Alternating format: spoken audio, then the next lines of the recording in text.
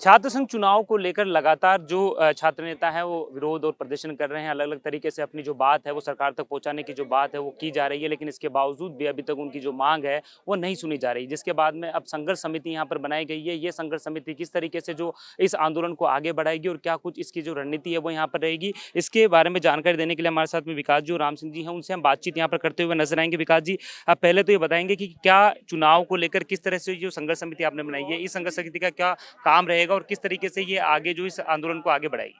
देखिए, जिस तरीके से छात्र संघ चुनाव कई सालों से बंद पड़े हैं, तो अभी सब लोग छात्र नेता अपने लेवल पे इंडिविजुअल काफ़ी प्रोटेस्ट कर रहे हैं, जिससे सरकार के कान पे जूं नहीं रेंग रही है। तो ये अभी हमने कल ही एक मीटिंग करके सर्वदलीय मीटिंग सब छात्र नेताओं की बुला के उसमें ये सर्वसम्मति से निर्णय लिया गया है कि हम सबको एक बैनर के नीचे आके एक बड़ा प्रोटेस्ट राजस्थान लेवल पे करना पड़ेगा। तो उसके लिए हमने एक संघर्ष समिति बनाई है, जो प्रदेश भर के विश्वविद्यालय और महाविद्यालय से जो भी छात्र नेता है वो सब उसके सदस्य रहेंगे। तो जो रूपरेखा हमने बनाई है कि जो मेन प्रोटेस्ट का पार्ट होगा वो 4 अगस्त को हम राजस्थान विधानसभा का घेराव करने जा रहे हैं। तो उसके लिए पूरी जिला लेवल पे, तहसील लेवल पे जो भी सरकारी गैर सरकारी महाविद्यालय हैं, उनके अलावा जो प्रदेश भर के जो विश्वविद्यालय हैं, वहाँ हमारे टीम के जो मेंबर है, ये सर्व ऑल राजस्थान छात्र संघ चुनाव संघर्ष समिति के सदस्य हैं, वो जाके लोगों को जागरूक करेंगे, छात्र संघ चुनाव की महत्वता उन लोगों को समझाएंगे। आम छात्र को, एक आम स्टूडेंट को इस आंदोलन से जोड़ा जाएगा, जिससे वो 4 तारीख को जयपुर में हो रहे विधानसभा घेराव में बढ़ चढ़ के हिस्सा ले, जिससे हम सरकार को झुका सके। देखिए, अभी देखा गया है कि सभी जो छात्र नेता अलग-अलग तरीके से अपनी जो बात मनवाने के लिए जो विरोध प्रदर्शन है, अलग तरीके से जो मांग है वो रख रहे हैं। लेकिन ऐसे में क्या लग रहा है, सभी जो छात्र संघ जो नेता हैं या सभी जो नेता उन सबसे बातचीत हो गई है, सब एक मंच पे ही हैं, एक जाजम पर ही यहाँ पर जो आंदोलन में साफ तौर पे नजर आएंगे? काफ़ी मैक्सिमम लोगों से हमारी बातचीत हो रखी है, वो सब ने सहमति जताई है कि हम एक बैनर के नीचे पार्टियों का जो अपने पर्टिकुलर जो उनके है स्टैंड, उसको छोड़ के एक छात्र संघ चुनाव की जो महत्वता है, जो उसकी जो गरिमा है, जो ज़रूरत है, उसको लेके सब ने इसमें समर्था जाहिर करी है कि हम सब लोग एक बैनर के नीचे आके प्रदर्शन करेंगे। और कुछ लोगों से अभी बातचीत जारी है, जल्दी हम आज और कल में सब लोगों से, सब छात्र संगठनों से मिलके इसमें आगे बढ़ेंगे। बिल्कुल, देखिए संघर्ष समिति आगे बढ़ेगी और इस आंदोलन को आगे बढ़ाएगी। जिस तरीके से इन्होंने साफ तौर पे कहा है कि शायद उग्र आंदोलन, यहाँ पर आप जो बात है यहाँ पे कहते हुए नजर आ रहे थे कि उग्र आंदोलन किया जाएगा। किस तरह से उग्र आंदोलन रहेगा, इस रणनीति को किस तरह से आगे बढ़ाएंगे? क्योंकि देखिए, लंबे समय से आप संघर्ष कर रहे हैं, लेकिन इसके बावजूद भी अभी तक जो मांग है वो मानी नहीं गई है और ऐसे में छात्र संघ चुनाव भी होते हुए नजर नहीं आ रहे। जिस तरीके से मांग तो रख रहे हैं लेकिन पहुंच नहीं पा रही।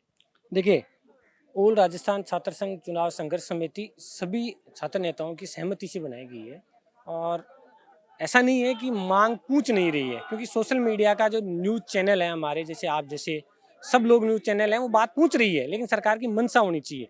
और रही बात उग्र आंदोलन की, तो अभी इस जो आंदोलन की रूपरेखा है उसमें 25 तारीख को प्रत्येक विश्वविद्यालय में प्रोटेस्ट किया जाएगा। वो उग्र ही होगा। उग्र में पुतला जलाना, सड़क पे आना, XYZ बहुत सी चीज़ें शामिल होती हैं। और उसके बाद में जो 4 अगस्त को पूरे प्रदेश भर में जो एक अभियान जिले वाइज कॉलेज जाके और सहमति के बाद में छात्र मोबिलाइज होने के बाद में, एक साथ लेने के बाद में, जो 4 अगस्त को विधानसभा का जो घेराव किया जाएगा वो उग्र आंदोलन ही होगा। क्योंकि सहमति और असहमति हो सकती है, लेकिन लोकतंत्र में छात्र संघ चुनाव होना बहुत जरूरी है। इससे नए लोगों को अवसर मिलता है। अगर लोकसभा, विधानसभा, नगरपालिका, सरपंचों के चुनाव हो रहे हैं और उनके लिए कोई नियम कानून कायदे नहीं है, तो चुनाव छात्र संघ की भी होनी चाहिए। और लिंग दो कमेटी का अगर सिफारिशें लागू पूर्ण रूप से नहीं हो रही है, तो 2010 से लेकर 20 तक तो हुई है।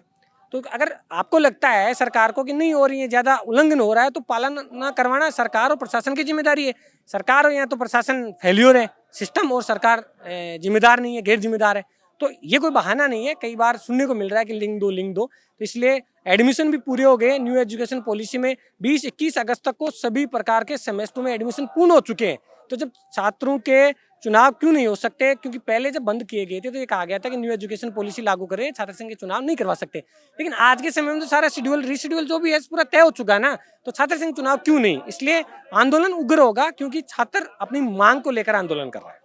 देखिए, अभी एक बात आपने अच्छी कही कि जो छात्र संघ चुनाव हुए थे उसमें से एक अच्छे युवा नेता सामने आए जो आज विधानसभा के अंदर भी बैठते हुए नजर आते हैं, अपनी बात को रखते हुए नजर आते हैं। ऐसे में क्या लगता है कि आखिर छात्र संघ चुनाव पर रोक लगाना कितना आप सही मानते हैं, और क्या आप मानते हैं कि किसकी हरदर्मिता चल रही है कि इसको यहाँ पर रोकने का प्रयास किया जा रहा है? क्योंकि देखिए, अगर छात्र राजनीति से अगर राजनेता बनता है तो वो आगे बड़े काम भी करता है और ऐसे कई नेता हमारे सामने नाम है जो आपके सामने पता होगा। हाँ, ये जो आपका सवाल है वाजिब है कि कौन लोग छात्र संघ चुनाव होने को रोक रहे हैं।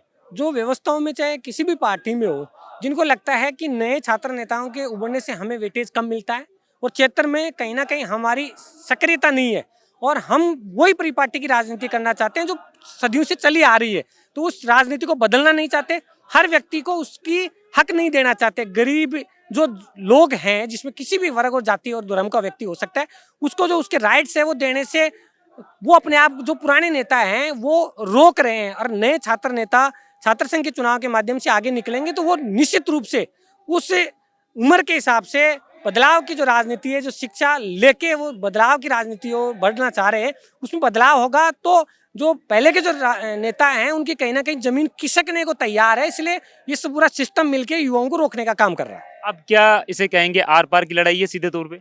हाँ, सीधे तौर पे आर पार की लड़ाई है। सरकार से हमने मैसेज दिया है, सरकार के माध्यम से हम जो बीच में 3, 4, 5, 7 दिन का जो अभियान है उसमें हम सत्ता पक्ष और विपक्ष के सभी लोगों से मुलाकात करेंगे। सबको ये कहेंगे कि आप हमारी बात सरकार तक वाजिब स्तर तक पहुंचाइए और उसके बाद में अगर सहमति नहीं बनती तो हम सबको इन्वाइट कर रहे हैं और उसके बाद में जो आंदोलन होगा वो आर पार का होगा। ये देखिए बिल्कुल अपनी बात इन्होंने साफ तौर पे यहाँ पे रख दी है और इसके साथ ही इन्होंने जो चेतावनी है वो भी यहाँ पर दे दी है, क्योंकि छात्र संघ जो चुनाव है वो होने चाहिए, उसी को लेकर इन्होंने जो संघर्ष समिति है वो यहाँ पर बना ली है। और ये संघर्ष समिति अब प्रदेश में सभी जो छात्र नेता हैं वो एकजुट होते हुए छात्र संघ चुनाव कराने के लिए जो आंदोलन है वो यहाँ पर करते हुए नजर आएंगे। हालांकि इन्होंने ये भी साफ तौर पर कह दिया है कि जो ये आंदोलन है ये उग्र भी किया जाएगा और इसके साथ ही जो अपनी बात है अलग अलग तरीके से मनाने की जो कोशिश है वो यहाँ पर की जाएगी। इसके बाद भी अगर इनकी जो मांग है नहीं मानी जाती है तो विधानसभा कूच ये सभी जो छात्र नेता हैं, जो सभी छात्र सदस्य हैं वो करते हुए नजर आएंगे। कैमरामैन धन सिंह के साथ सतवीर सिंह राठौड़, नगरी न्यूज।